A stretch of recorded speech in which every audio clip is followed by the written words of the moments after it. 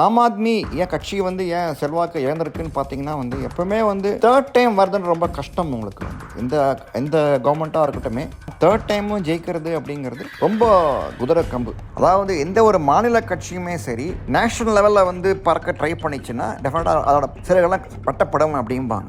India against கரப்ஷன்னு ஆரம்பித்தார் ஒரு இயக்கத்தை. அந்த இயக்கத்தை வந்து ஆரம்பித்த சொன்னால் நாங்கள் வந்து ஆட்சிக்கே வரமாட்டேன் அப்படி இப்படின்னாரு. தேர்தல் நிற்க மாட்டோம் அப்படின்னாரு. அண்ணா ஹசாரேவோட தயவில் தான் நின்னார் அவர். அரசியலே வேணாம் இப்படின்னு சொல்லி தான் வந்தால் திரும்பி அரசியலுக்கு வந்தார். சீஃப் மினிஸ்டர் ஆனார்.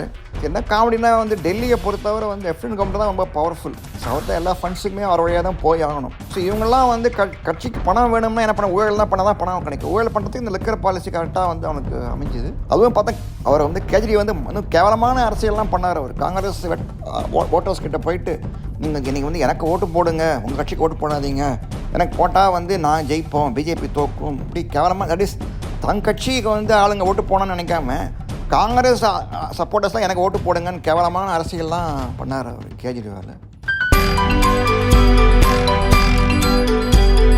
தமிழக பல்ஸ், இது தமிழ்நாட்டின் நாடி துடிப்பு. அனைவருக்கும் வணக்கம். டெல்லியில் பாஜக ஜெயித்தது ஏன், ஆம் ஆத்மி தோற்றது ஏன்? அனைவருக்கும் வணக்கம். ரிசல்ட்லாம் பார்த்துருப்பீங்க. ஆம் ஆத்மி தோற்று கேஜ்ரிவாலுமே வந்து பார்த்தோம்னா வந்து அவரும் தோக்க போகிறாரு அப்படின்னு தான் எல்லாருமே நினச்சிருந்தாங்க. தோத்துட்டார் அவர். ப்ளஸ் அவரோட கன்ஸ்டியூன்ஸே தோக்க போகிறாருன்னு சொல்லியிருந்தாங்க. அவரோட பெரும்பாலான வேட்பாளர்களும் தோத்துட்டாங்க.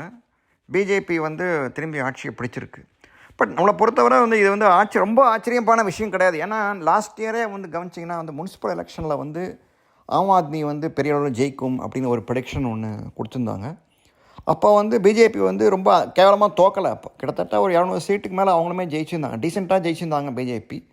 கண்ட்ரோல் வந்து ஆம் ஆத்மி கொடுத்தா கூட பிஜேபி வந்து டீசெண்டாக ஜெயிச்சிருந்தாங்க. அப்போவே நமக்கு என்னமோ தோணிச்சு இது வந்து beginning of the end for ஏஏபின்னு அப்போவே ஒரு மாதிரி முடிவு பண்ணோம் அப்போது. ஸோ அதுதான் வந்து இந்த தேர்தல் வந்து நிரூபணமாக இருக்குதுன்னு நினைக்க தோணுது. ப்ளஸ் ஆம் ஆத்மி ஏன் கட்சி வந்து ஏன் செல்வாக்கு இழந்திருக்குன்னு பார்த்தீங்கன்னா வந்து எப்போவுமே வந்து தேர்ட் டைம் வருதுன்னு ரொம்ப கஷ்டம் உங்களுக்கு வந்து எந்த கவர்மெண்ட்டாக இருக்கட்டுமே தேர்ட் டைம் திரும்பி வர்றது. ஃபஸ்ட் டைம் வரலாம், செகண்ட் டைம் வரலாம், தேர்ட் டைமும் ஜெயிக்கிறது அப்படிங்கிறது ரொம்ப குதிரை கம்பு. ஏன்னா மோடியாலே கஷ்டப்பட்டார். இப்போ இந்த வாட்டி பார்த்தீங்கன்னா மோடிக்கே மெஜாரிட்டி கிடைக்கல. நல்லா தான் பண்ணிருக்காரு. மக்களுக்கு வந்து ஊழல் அற்ற அரசு. அவருமே வந்து ஹி வாஸ் ட்ரெயிலிங் இன் வாரணாசி. நீங்கள் கவனிச்சு ஆரம்பத்தில் பார்த்தீங்கன்னா எலெக்ஷன் ரிசல்ட்லாம் வந்தபோது. ஸோ அந்த மாதிரி இருக்குது. தேர்ட் டைம் வரதுங்கிறது ரொம்ப கஷ்டமான ஒரு விஷயம் எந்த கட்சிக்குமே. அதுதான் வந்து இந்த தேர்தலில் வந்து கட்டணம் நிரூபணமாக இருக்குது. மொதல் ஆம் ஆத்மியும் பார்த்தீங்கன்னா அவங்களால ஊழல்லாம் பயங்கரமாக கரப்புரண்டு பண்ணிட்டாங்க. சீஃப் மினிஸ்டரே வந்து ஜெயிலில் இருந்தார். ப்ளஸ் அவங்க முந்தின deputy chief minister Manish Sisodia ரொம்ப ஒரு வருஷமாக பெயிலே இல்லாமல் அவர் வந்து இருந்தார். பயங்கரமான வந்து ஒரு விஞ்ஞான ரீதியாக தான் ஊழல்லாம் பண்ணாங்க அவங்க. பார்த்தீங்கன்னா கவனித்து பார்த்தீங்கன்னா இந்த டெல்லி லிக்கர் ஸ்கேமே வந்து பார்த்தோம்னா இந்த மாதிரி நீ வந்து இதில் வந்து ரீட்டைலில் இது பண்ணி விற்றுரு, அவங்க வந்து அரசுக்கு வந்து பயங்கரமான நஷ்டம், ப்ரைவேட் ஓனர்ஸ்க்கு சம லாபம். அந்த லாபத்தை தூக்கி ஆம் ஆத்மிக்கு கொடுத்துட்டாங்க. அந்த பணத்தை வச்சு இவங்க வந்து கோவா எல்லா ஊர்லேயும் போய் குஜராத்லாம் போய் கண்டெஸ்ட் பண்ணாங்க. இப்போ அதுக்கு டெஃபினட்டாக வந்து அதுவே வந்து கட்சிக்கு வந்து ஒரு இதுவாகிடுச்சு, பின்னாடிவாக ஆயிடுச்சு. ப்ளஸ் இன்னொன்று நீங்கள் கவனிச்சிங்கன்னா எந்த ஒரு ஏஏபி பொறுத்தவரை அது வந்து ஒரு மாநில கட்சி தான். அது கவனிச்சிங்கன்னா டெல்லி ப்ளஸ் போனால் போகுதுன்னு பஞ்சாபில் வந்து ஜெயிச்சாங்க. பஞ்சாபை பொறுத்தவரை எப்பவுமே வந்து அவங்களோட பாலிசியே வந்து என்னென்னா சென்ட்ரல் கவர்மெண்ட்டில் வந்து ஒரு ஸ்ட்ராங்காக இருந்தால் வந்து அவங்க ஸ்டேட்டில் வந்து அப்போசிஷன் வந்து ரொம்ப இதுவாக இருக்கும், திரும்பி பலமாயிடும். அந்த ஸ்டேட்டில் வந்து ஆளுங்கட்சியாக இருக்கிற கட்சி வந்து ரொம்ப வீக் ஆகிடும். எக்ஸாம்பிள் சொல்லணும்னா பார்த்தோம்னா இந்திரா காந்தி வந்து மத்தியில் ஆட்சி செஞ்ச போது அகாலிஸ் தான் ரூல் பண்ணியிருந்தாங்க. அது நமக்கு வந்து பிடிக்கல. அப்போ தான் வந்து இது பண்ணி கலவரெலாம் தூண்டி பிந்திரவாளையை தூண்டி விட்டு பெரிய லெவலில் பிரபலம் பண்ணாங்க அப்போ இந்திரா காந்தி. அதே மாதிரி இப்போ நீங்கள் வச்சா மோடி வந்து சென்ட்ரல் கவர்மெண்ட்டில் பவர்ஃபுல்லாக இருக்கும்போது தான் பார்த்தீங்கன்னா இங்கே வந்து அகாலிஸ் வந்து கவுந்தாங்க, திரும்பி காங்கிரஸ் வந்து ஆட்சிக்கு வந்தது. ஸோ அதுவுமே வந்து அவருக்கு ஒரு காரணம். கேஜ்ரிவாலுக்கு வந்து கவனிச்சிங்கன்னா வந்து சென்ட்ரல் கவர்மெண்ட்டில் வந்து பிஜேபி வந்து ரூல் பண்ணிகிட்டு இருந்தால பஞ்சாபில் வந்து டெஃபினட்டாக வந்து ஒரு ஆன்டி இன்கம்பன்சி இருக்கும். அவங்க பிடிக்காது அவங்களுக்கு. ஏன்னா அந்த காலத்திலே வந்து பஞ்சாபிஸ்லாம் வந்து ஆனந்த்பூர் சைட் ரிசர்வேஷன் 1976 வந்து பாஸ் பண்ணாங்க. சென்ட்ரல் கவர்மெண்ட்டுங்கிற சும்மா பேருக்கு இருந்தால் போதும், மற்ற எல்லாம் எங்களுக்கு தான் வேணும்னு சொல்லிட்டு அகாலிஸ்லாம் வந்து பயங்கரமான இதெல்லாம் ரிசர்வேஷன்லாம் வந்து பாஸ் பண்ணிருக்காங்க. ஸோ எப்போவுமே வந்து அவங்களுக்கு anti establishment anti central government feeling எப்போயுமே பஞ்சாபில் உண்டு. ஸோ அதுவே வந்து கரெக்டாக வந்து இவர் பயன்படுத்திக்கிட்டார் கேஜ்ரிவால். அவருமே வந்து ஜெயிச்சு வந்தார்.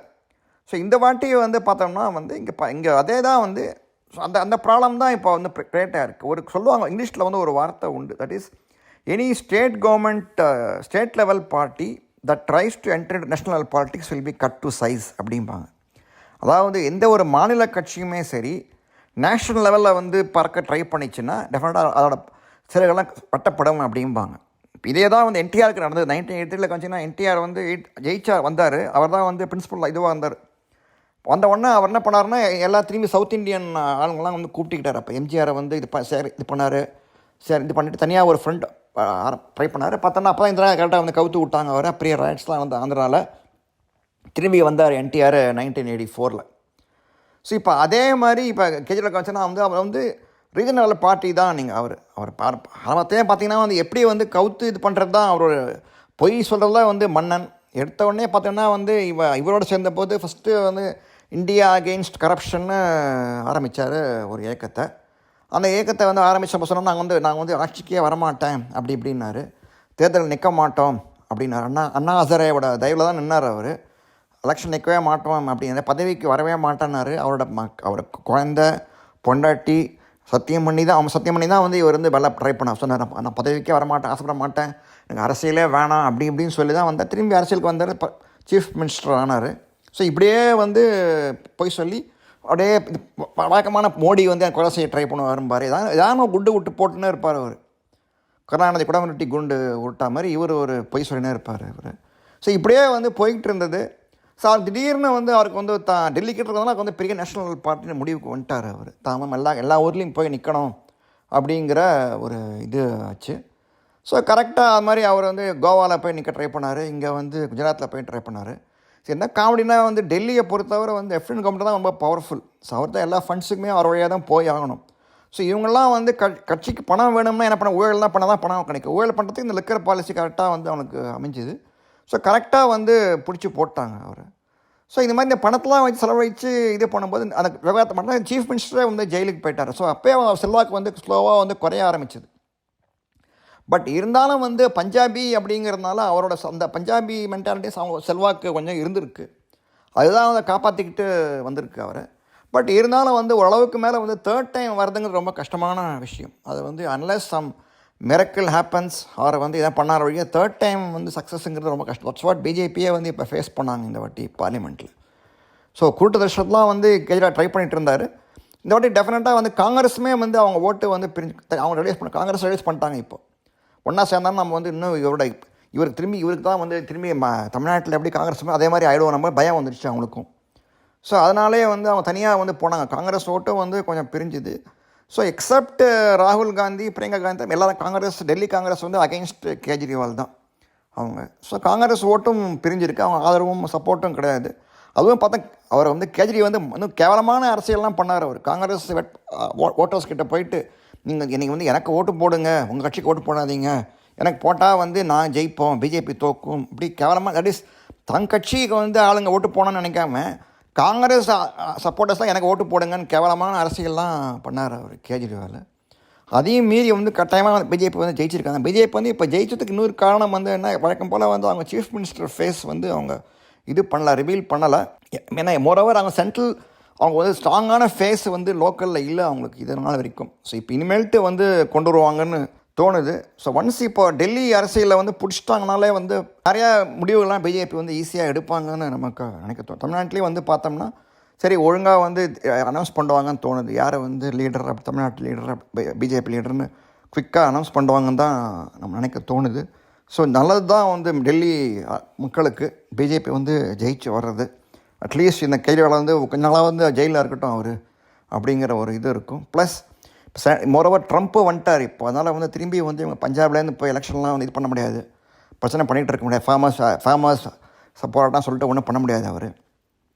நான் போன வாட்டி தான் வந்து பண்ணாங்க இவங்க, ஃபார்மர்ஸ்லாம் கூட்டி வச்சுக்கிட்டு கூத்து வச்சார் கேஜ்ரிவால். இனிமேல்ட்டு அதெல்லாம் நடக்காது. அட்லீஸ்ட் டெல்லி கவர்மெண்ட்டு ஒழுங்காக நடக்கும்னு நம்ம நினைக்க தோணுது. ஸோ பொறுத்திருந்து பார்ப்போம். ஜெய்ஹிந்த். வணக்கங்க.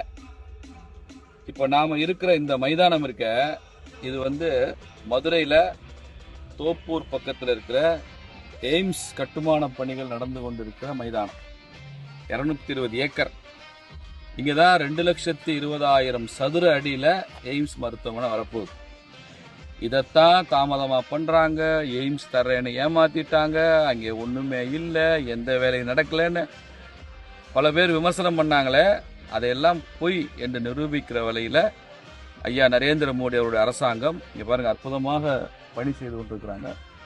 வரக்கூடிய 2025க்குள்ளே இதில் ஃபஸ்ட்டு ஃபேஸ் முதல் கட்ட பணிகள் நிறைவு பெற்று 1,00,000 சதுர அடிகளுக்கு மேலே கட்டுமான பணிகள் உடனடியாக நிறைவு பெறும். அதில் பார்த்தீங்கன்னா நர்சிங் கல்லூரி, மெடிக்கல் கல்லூரி, administrative block, inpatient, out patient இப்படி எல்லாம் இங்கே பிளான் பண்ணிட்டு இருக்கிறாங்க. அங்கே உள்ளே போய் பார்த்தீங்கன்னா அற்புதமாக இருக்குது. நிறைய லேபர் வேலை செய்கிறாங்க. இங்கேயும் பாருங்கள் நிறைய லேபர் குவார்ட்டர்ஸ் கட்டியிருக்காங்க. தொழிலாளர்கள் இங்கே தங்கியிருக்கிறாங்க. இவங்கெல்லாம் ஷிஃப்ட்டில் வேலை செய்கிறவங்க இங்கே இருக்கிறாங்க. இங்கே ராட்சச எந்திரங்கள் வேலை செய்ய ஒரு பக்கம் மெட்டீரியல்ஸ் வந்துட்டு இருக்கு. இதை பார்வையிடுறதுக்குன்னு எல்என்டி நிறுவனம் தான் இதை கட்டுறாங்க. எல்என்டி நிறுவனம்ன்றது இந்தியா முழுக்க உள்ள எய்ம்ஸை நீளம் எல்லா பக்கம் சேர்த்தா 3 கிலோமீட்டர் மேலே வரும் சொல்கிறாங்க. அவ்வளோ கட்டியாச்சு. அதனால இங்கேருந்து யாரும் ஒரு செங்கல் கூட இனிமேல் திருடவும் முடியாது. கம்ப்ளீட்டாக அதெல்லாம் கட்டியாச்சு. அது காரணமே ஒரு செங்கல் கூட திருடு போயிடக்கூடாதுன்றதுனால எல்லா காம்பவுண்ட் வாலும் கட்டிட்டாங்க. இந்த இடத்த பார்வையிட வேண்டும் என்பதற்காக நான் வந்தேன், பார்த்தாச்சு. ரொம்ப நல்லா இருக்கு. இந்த காணொளி காட்சியின் மூலமாக ஐயா நரேந்திர மோடி அவர்களுக்கு நன்றி. மிக விரைவில் இந்த எய்ம்ஸ் மருத்துவமனை, எய்ம்ஸ் மருத்துவக் கல்லூரி இது மதுரையில் திறக்கப்படும்.